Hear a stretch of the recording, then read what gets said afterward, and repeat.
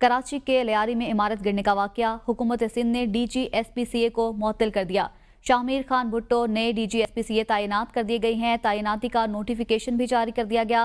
मोहम्मद इसाक खोड़ो जो director general Sindh building control authority के अहदे पर तैनात थे, गफलत और बद इंतजामी के इल्जाम में फौरी तौर पर उनको मुअत्तल कर दिया गया है। मोहम्मद इसाक खोड़ो की मुअत्तली का नोटिफिकेशन भी जारी कर दिया गया है। इस मुतल्लिक आपको बताएं कि साबिक DG-SPCA को मुअत्तल कर दिया गया है। कराची के लियारी में इमारत गिरने का ये वाक़या है। मोहम्मद इसाक खोड़ो को मुअत्तल कर दिया गया है और उस मुअत्तली का नोटिफिकेशन भी जारी कर दिया गया है, जबकि शामिर खान भुट्टो नए DG-SPCA तैनात कर दिए गए हैं। उनकी तैनाती का नोटिफिकेशन भी जारी कर दिया गया है। लियारी बगदादी में इमारत गिरने का ये वाक़या है। साबिक DG-SPCA को मुअत्तल कर दिया गया है। इस हवाले से तफसीलात जानते हैं अपने नुमाइंदे नबील मीर्जा से। जी नबील, बताइएगा। जी देखिए, लियारी का ये वाक़या है। लियारी में मोहम्मद इसाक खोड़ो को इस वक्त director general Sindh building control authority के ओहदे से फायज थे। उनको गफलत बरतने पर, बदनिज़ामिया के बुनियाद पर फौरी तौर पर मुअत्तल कर दिया गया है। इसी हवाले से आज शर्जीला मेमन और सईद गनी ने प्रेस कॉन्फ्रेंस करते हुए कहा है कि गफलत बरतने पर इन अफसरान को जो मुअत्तल कर दिया गया है और मजीद कार्रवाई की जाएगी। इसके साथ साथ इस वक्त जो है नए DG जो है उनको तैनात कर दिया गया है। जी, नए DG को तैनात कर दिया गया है। नबील मिर्जत आगाह कर रहे थे, आपका बहुत शुक्रिया। इससे पहले सिंध के सीनियर वजीर शर्जील इनाम मेमन ने बताया कि सानहा लियारी पर DG-SPCA को मुअत्तल कर दिया। फैक्ट फाइंडिंग कमेटी 2 रोज में रिपोर्ट पेश करेगी। जो भी गफलत का मर्तकब हुआ उसके खिलाफ मुकदमा दर्ज होगा। जामहक अफराद के लवाहिकीन को फीकस 10-10 लाख रुपए दिए जाएंगे। अमन व अमान के क़याम के लिए तमाम इकदाम बरोकार लाएंगे। इमारत गिरने पर बिल्डिंग कंट्रोल अथॉरिटी के मुतल्लिका अफसरान को पहले ही मुअत्तल किया गया। सईद गनी ने कहा, आइंदा 24 घंटों में दीगर मखदूश इमारतों की रिपोर्ट आएगी। कराची में 588 खतरनाक डिक्लेयर इमारतों की तफसील कमिश्नर देंगे।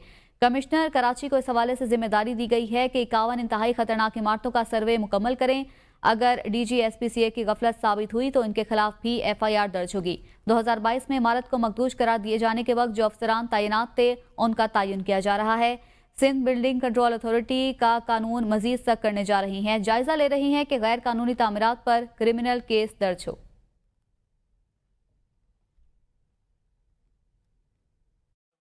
मैं समझता हूं कि इसीलिए ही गवर्नमेंट ने सख्त एक्शन लिया है। और मैं समझता हूं कि चीफ मिनिस्टर साहब ने आज जो एक बहुत ही, मैं समझता हूं, मीटिंग को एक मतलब जिस तरह सख्ती से उन्होंने नोटिस दिया, उन्होंने कहा कि जी कोई भी जिम्मेदार हो, क्योंकि 27 मासूम लोगों की जानें गई हैं। 27 लोग मतलब कुछ छोटी बात नहीं है। और इसमें मतलब हम सब, पूरी गवर्नमेंट जो है वो अफसोसदा, वो अफसोस में, और उस पर सख्त एक्शन लेगा। अकरम कमिश्नर कराची को एक और जिम्मेदारी ये दी गई कि अगले 24 घंटों के अंदर अंदर जो 51 इमारतें इंतहाई खस्ता हैं जिनको गिराया जाना चाहिए, उन इमारतों में कितने अफराद मुकीम हैं, कितने यूनिट्स उन इमारतों में हैं, उनकी सारी तफसीलात वो फराहम करेंगे। 2022 से लेकर अब तक जितने बिल्डिंग कंट्रोल के ऑफिसर्स वहाँ तैनात रहे हैं उन सब की निशानदेही करने के बाद उनको भी इस इंक्वायरी का हिस्सा बनाया जाएगा। और जिस FIR का तस्करा शर्जील मेमन साहब ने किया है उसमें अगर कोई अफसर शामिल पाया गया, गफलत का मुर्तकिब पाया गया, क्रिमिनल नेगलिजेंस उसकी पाई गई, तो वो उस FIR की जद में आएगा और उनके खिलाफ कानूनी कार्रवाई की जाएगी। तो दूसरी जानिब स्पीकर पंजाब असम्बली मलिक अहमद खान ने कहा है कि अगर कोई रुकन हलफ से रुगरदानी करेगा तो उस पर आर्टिकल 62-63 का इत्तलाक होगा। क्या उन लोगों का दिमाग दुरुस्त है जो मेरे रेफरेंस भेजने पर एतराज़ कर रहे हैं? आइन के आर्टिकल 62-63 का मुखालिफ हूँ, यह आमरीत की निशानी है। चाहें तो इन्हें आइन से बाहर निकाल कर फेंक दें। ये नहीं हो सकता कि आइन के इंदफात का मनपसंद इस्तेमाल किया जाए। अगर वज़ीर आज़म को गलत बयानी पर नाअहल किया जा सकता है तो ऐवान का तमाशा बनाने वालों को क्यों नहीं? पनामा केस में आसिफ सईद खोसा ने स्पीकर को इख्तियार दिया कि वो सीट खाली करार दे। मैंने अपोजिशन के कुछ अरकान को मुअत्तल किया, कुछ को नोटिस भिजवाए। अभी तो नाअहली की ही नहीं तो आपकी चीखें साथ में आसमान तक पहुंच गई। असम्बली एहतजाजगा नहीं, ऐवान में गालम गलोच, नाजेबा और फहश इशारों की इजाजत हरगिज नहीं दूंगा। एक खातून रुकन ने हरासमेंट पर कार्रवाई की दरख्वास्त की है। मानता हूं कि ऐवान में हंगामा आराई हो सकती है, मगर इसे ऑर्डर ऑफ द डे नहीं बनाया जा सकता। आगे बढ़ेंगे, आपको बताएं वज़ीर आज़म शहबाज शरीफ की ज़ेर सदारत FBR की जारी इस्लाहात पर जायजा इजलास हुआ। नए निज़ाम के तलाक से कस्टम्स हुकाम पर दबाव कम, निज़ाम में शफाफियत और बेहतरी और कारोबारी अफराद को सहूलत मिलेगी। FBR की इस्लाहात हुकूमत की अवलीन तरजीहात में शामिल है। वज़ीर आज़म ने कहा कि टैक्स निज़ाम को खुदकार बनाने से इसमें शफाफियत और इसे मज़ीद मौसर बनाने जा रही हैं। इसी हवाले से मज़ीद तफसीरात जानेंगे अपने नुमाइंदे रिजवान अब्बासी से। रिजवान, इजलास का मज़ीद अहवाल बताइएगा।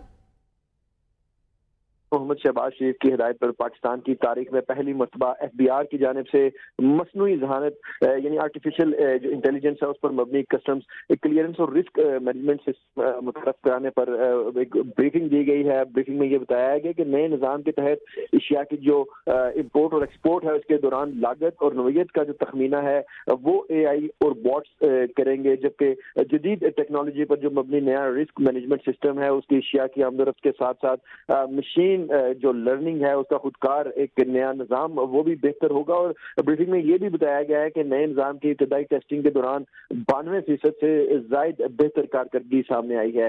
ब्रीफिंग में मजीद ये भी बताया गया है कि निज़ाम की जो इब्तदाई टेस्टिंग में न सिर्फ टैक्स वसूली के लिए 83% जायद जो गुड्स डिक्लेरेशन हैं उसका तयन हुआ है, बल्कि 2.5 गुना जायद जो गुड्स डिक्लेरेशन की ग्रीन चैनल्स के जरिए क्लियरेंस है वो भी मुकम्मल हुई है। और नए रिस्क मैनेजमेंट सिस्टम से जो निज़ाम में शफाफियत आई है उससे इंसानी मुदाखलत कम से कम तर हो गई है और कारोबारी अफराद को सहूलत भी ज्यादा आई है। और ब्रीफिंग में मजीद ये बताया गया है कि जो नए निज़ाम का इजरा है उससे एशिया की तयन उनकी लागत का जो फौरी और मौसर तखमीना है वो भी लगाया जा सकेगा और वक्त की बचत भी कम हो सकेगी। और नए निज़ाम का जो इतलाक है उससे जो कस्टम्स काम है उस पर दबाव भी कम होगा और निज़ाम में शफाफियत और बेहतरी और कारोबारी अफराद की जो सहूलत है वो भी। रिजवान अब्बासी इजलास का अहवाल बता रहे थे, आपका बहुत शुक्रिया। फील्ड मार्शल सैयद आसिम मुनीर निशान इम्तियाज का नेशनल डिफेंस यूनिवर्सिटी इस्लामाबाद का दौरा। फील्ड मार्शल का national security and war course करने वाले मुसल्लह अफवाज के फारिगुल तहसील अफसरान से खिताब। शुरा से खिताब के दौरान फील्ड मार्शल ने जंग के बदलते हुए किरदार, हाइब्रिड, रिवायती और गैर रिवायती खतरात के चैलेंजेस पर रोशनी डालते हुए जहनी तैयारी, अमली फहम और इदाराजाती पेशावराना महारत की अहमियत को उजागर किया। फील्ड मार्शल ने नेशनल डिफेंस यूनिवर्सिटी जैसे इदारों के किरदार को सराहते हुए सिविल और मिलिट्री इदारों के दरमियान हम आहंगी पर जोर दिया। उन्होंने भारत को कड़ी तनकीद का निशाना बनाते हुए कहा कि भारत ऑपरेशन सिंदूर के दौरान अपने मुकर्रर करदा फौजी अहदाफ हासिल करने में नाकाम रहा और अब इसकी नाकामी की गैर मंतकी तवज्जुहात उसकी स्ट्रेटेजिक दूर अंदेशी की कमी को जाहिर करती है। उन्होंने कहा कि ऑपरेशन बुनियाद मरसूस में पाकिस्तान की कामयाबी पर भारत की जानिब से बैरूनी हिमायत के इल्जामात गैर जिम्मेदाराना और बेबुनियाद हैं।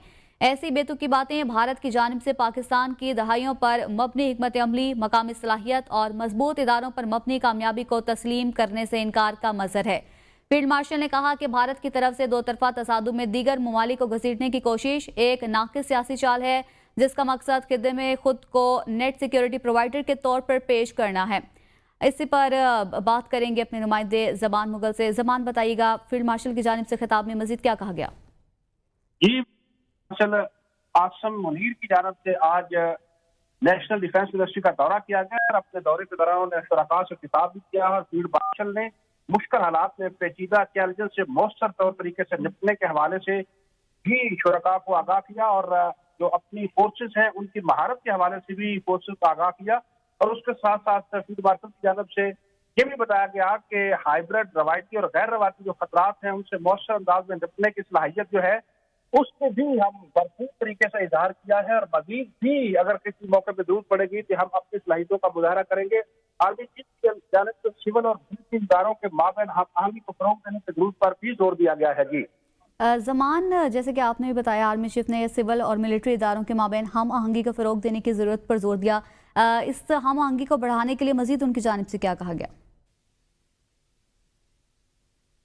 तरफ से कहा गया है कि भारत की तरफ से इस तरह के बेबुनियाद इल्जाम जो हैं वो भी सामने आए हैं और जिनका मकसद खित्ते में फौजी और फर्जी नेटवर्क और सिक्योरिटी के मामलात हैं वो है। और फील्ड मार्शल की जानिब से ये कहा गया है कि जब भी कोई ऐसा मौका आएगा हम वतन अजीज की सलामती के लिए उसके दिफा के लिए भरपूर तरीके से तैयार होंगे और किसी भी दुश्मन को भरपूर तरीके से जवाब देने की सलाहियत भी रखते हैं।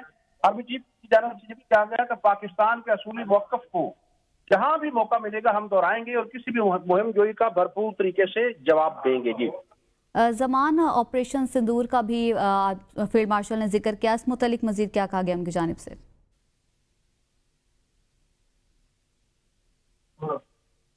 زمان آپ ہمیں سن پا رہے ہیں؟ زمان مغل سے ہمارا رابطہ منقطع ہو گیا ہے، تاہم اپنے ناظرین کو بتائیں فیلڈ مارشل سید عاصم منیر نے نیشنل ڈیفنس یونیورسٹی اسلام آباد کا دورہ کیا ہے۔ فیلڈ مارشل کا national security and war course کرنے والے مسلح افواج کے فارغ التحصیل افسران سے خطاب۔ شرکاء سے خطاب کے دوران فیلڈ مارشل نے جنگ کے بدلتے ہوئے کردار پر روشنی ڈالی۔ فیلڈ مارشل نے مشکل حالات میں پیچیدہ چیلنجز سے مؤثر طور پر نمٹنے کے لیے ذہنی تیاری، عملی فہم اور ادارہ جاتی پیشہ ورانہ مہارت کی اہمیت پر زور دیا۔ آرمی چیف نے ہائیبرڈ، روایتی اور غیر روایتی خطرات سے مؤثر انداز میں نمٹنے کی صلاحیت رکھنے والے مستقبل کے قیادت کی تیاری میں نیشنل ڈیفنس یونیورسٹی جیسے اہم اداروں کے کردار کو سراہا۔ آرمی چیف نے سول اور ملٹری اداروں کے مابین ہم آہنگی کو فروغ دینے کی ضرورت پر بھی زور دیا۔ بھارت آپریشن سندور کے دوران اپنے مقرر کردہ فوجی اہداف حاصل کرنے میں ناکام رہا۔ خطاب کے دوران فیلڈ مارشل کی جانب سے کہا گیا کہ بھارت کی جانب سے آپریشن سندور میں ناکامی کی غیر منطقی توجیحات پیش کرنا دراصل بھارت کی آپریشنل تیاری اور اسٹریٹجک دوراندیشی کی کمی کو ثابت کرتا ہے۔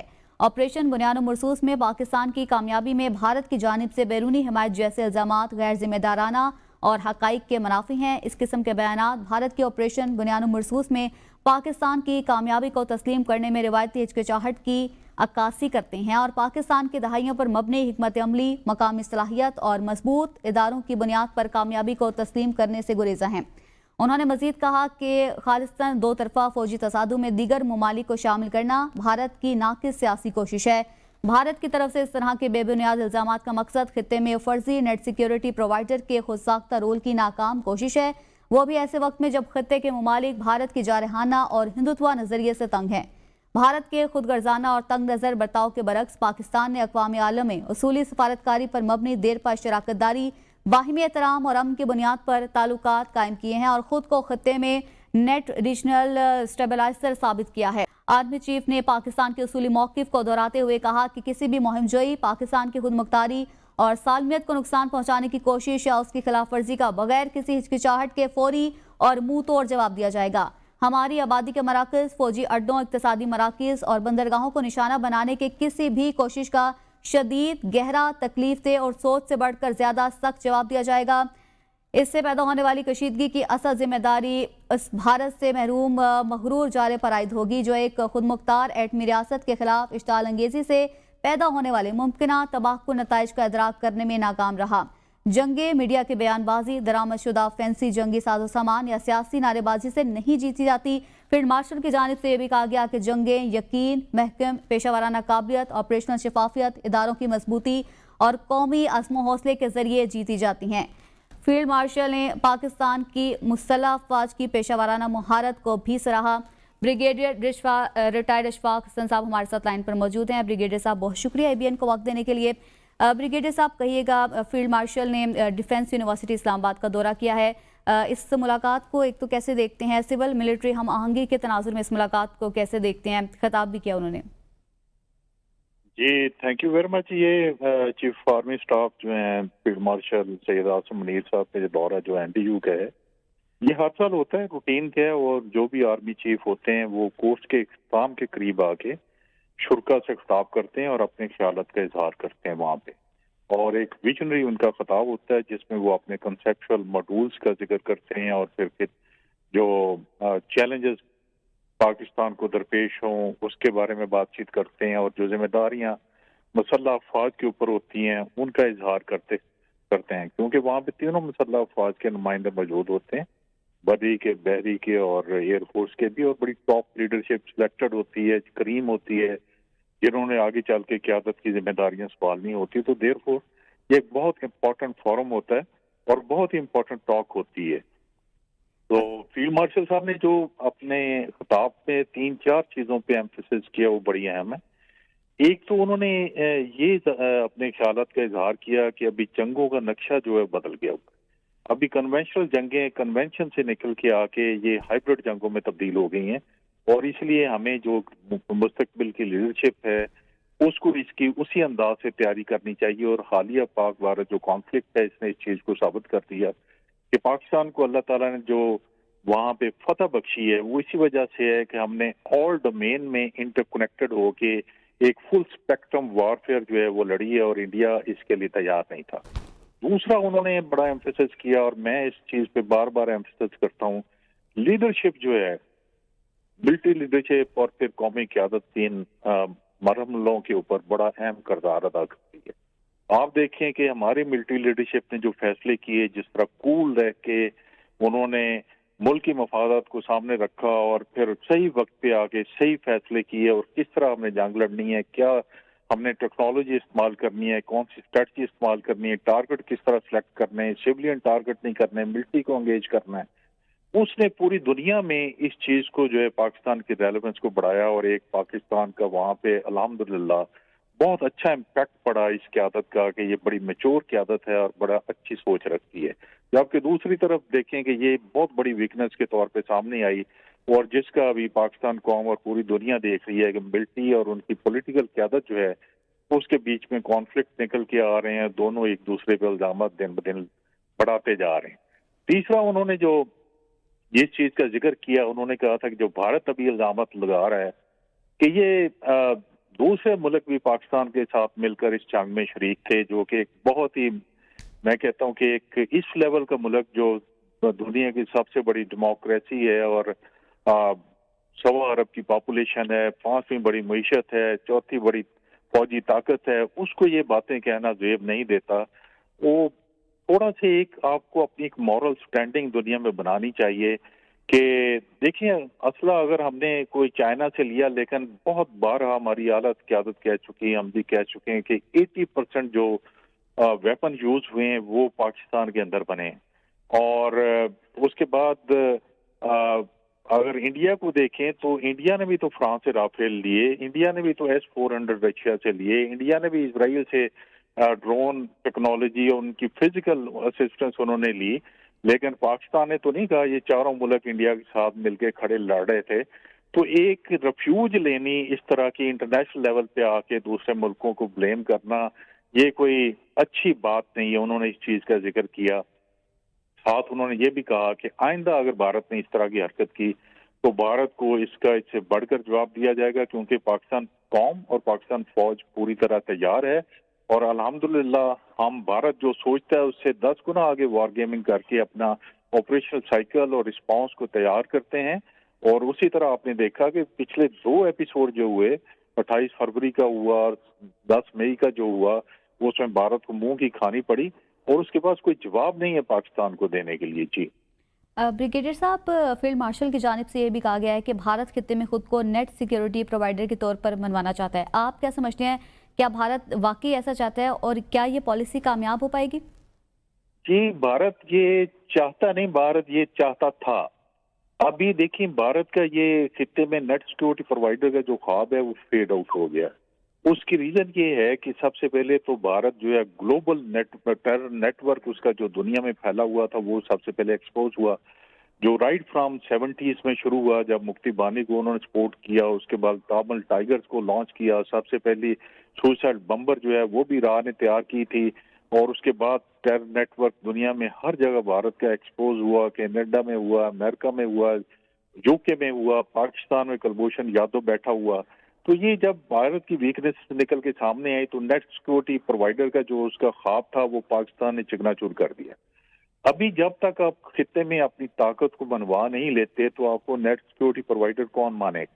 आपके तो अपने छोटे हमसाये जो हैं वो भी अभी पाकिस्तान की तरफ देखना शुरू हो गए। आपकी जो अंदर आपकी आवाम है, आपकी पॉलिटिकल पार्टीज हैं, वो आपके सर पे चढ़ती आ रही हैं कि आपके पास रिस्पांस पैरामीटर्स नहीं है पाकिस्तान के खिलाफ कुछ भी करने के लिए। तो आप अपने अंदर ही बैलेंस क्रिएट नहीं कर पा रहे, तो अपने खित्ते में नेट सिक्योरिटी प्रोवाइडर का जो है किरदार कैसे अदा कर सकते हैं? मेरा ख्याल है कि वो ख्वाब जो है ख्वाब ही है। अभी भारत को उस तक पहुंचने के लिए बहुत डिकेड्स लगेंगे, क्योंकि प्रेजेंट जो मैं समझता हूँ, मैं अंडरस्टैंड करता हूँ एज अ मिलिट्री हिस्ट्री और मिलिट्री स्ट्रेटजी के स्टूडेंट के तौर पे, भारत के पास वो मिलिट्री कैपेबिलिटी नहीं है फिलहाल जिसका वो पाकिस्तान को जवाब दे सके और फिर उभर के आके खित्ते में एक हेजमोनिक डिजाइन के साथ नेट सिक्योरिटी प्रोवाइडर बन सके। उसको ये सारा कुछ एक्वायर करने के लिए, सिंक्रोनाइज करने के लिए, ट्रेनिंग के लिए कम से कम डिकेड लगेंगे। जी ब्रिगेडियर साहब, ये भी कहिएगा कि फील्ड मार्शल ने भारत की जारहाना हिंदुत्व पॉलिसीज को भी तनकीद का निशाना बनाया। आप क्या समझते हैं, क्या नजरिया खित्ते में बदइत्मादी और कशीदगी को किस हद तक हवा दे रहा है? ये बहुत बड़ा ओवरराइडिंग फैक्टर है जो भारत का डाउनफॉल अभी शुरू हुआ है, डाउन साइजिंग शुरू हुई है दुनिया की नजरें में, ये उसका सबसे बड़ा फैक्टर है, हिंदुत्व वाला और आरएसएस वाला। पूरी दुनिया ने इस चीज को नोट किया है क्योंकि जो माइनॉरिटीज के साथ हिंदू वहां पे सलूक कर रहे हैं, खास तौर पे जो इस्लाम मुस्लिम दुश्मनी और पाकिस्तान के खिलाफ उनकी जो पॉलिसीज हैं, रिसेंटली 370 जो उन्होंने खत्म किया वो सामने रख लें, और अभी डेली बेसिस पे जो इंटरनेशनल ऑर्गेनाइजेशन हैं, एनजीओ जो रिपोर्ट कर रही हैं इस चीज को, वो हिंदुत्व की ये पॉलिसीज हैं जो कि एंटी इस्लाम भी हैं और एंटी माइनॉरिटीज भी हैं। तो इसको बहुत सही तरीके से उन्होंने इसको एक्सपोज किया है और दुनिया को मैं समझता हूँ इसका नोटिस लेना चाहिए, क्योंकि भारत का जो एक एजेंडा था, एक प्रिंसिपल मॉड्यूल के तौर पे वो अपने आप को सामने लेके आता था कि हम एक सेकुलर कंट्री हैं, वो तो खत्म हो गया। अभी उस सेकुलर मुल्क को ओवरटेक कर लिया हुआ है हिंदुत्व ने, और हिंदुत्व बेसिकली आप कह लें कि एक new form of Modi is a new form of Hindutva, जो उसको लीड कर रहे हैं, उनके नारों को लेके चल रहे हैं, उसके एजेंडा को आगे लेके चल रहे हैं, और बड़े खुलेआम वो जलसों में, पब्लिक गैदरिंग में, हर जगह पे कहते हैं कि ये हमने अचीव कर लिया और ये तो अभी ट्रेलर्स हैं और आगे आगे देखिए अब क्या होता है। तो ये सेकुलर मुल्क का नारा नहीं होना चाहिए, ना ही एक बहुत बड़ी जो जमहूरियत है उसका ये नारा होना चाहिए। जी ब्रिगेडियर साहब, फील्ड मार्शल ने स्पेसिफिकली ऑपरेशन सिंदूर का जिक्र किया। ऑपरेशन सिंदूर में भारत अपने अहदाफ हासिल करने में नाकाम रहा। आप क्या समझते हैं कि भारत की जो नाकामी है ये उसकी अस्करी कमजोरी है या स्ट्रेटेजी गलती? मैं इसको तीन चीजें सामने रखना चाहता हूँ।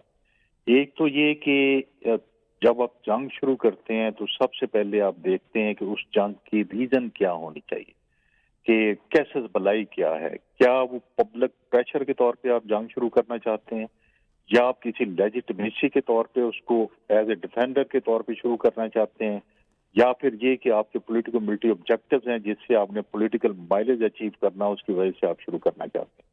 तो भारत का जो इशू था, रीजन थी, वो रीजन ही बहुत वीक थी पाकिस्तान के खिलाफ जंग शुरू करने की। वो समझते हैं कि पब्लिक प्रेशर जो है, हमारा जो स्टांस है अगेंस्ट एंटी पाकिस्तान स्टांस, जो ही हम जंग शुरू करेंगे पूरा इंडिया हमारे ऊपर खड़ा हो जाएगा, पूरी दुनिया हमारे साथ खड़ी हो जाएगी, वो फ्लैट हो गया। इंडिया तो खड़ा हुआ क्योंकि उन्होंने इतना प्रोपेगेट किया, इतने झूठ बोले, लेकिन पूरी दुनिया ने इन चीजों को नोट किया कि भारत के पास कोई असल रीजन नहीं है इस जंग को शुरू करने की। This is without any reason, therefore दुनिया ने स्टेप बैक किया इसको।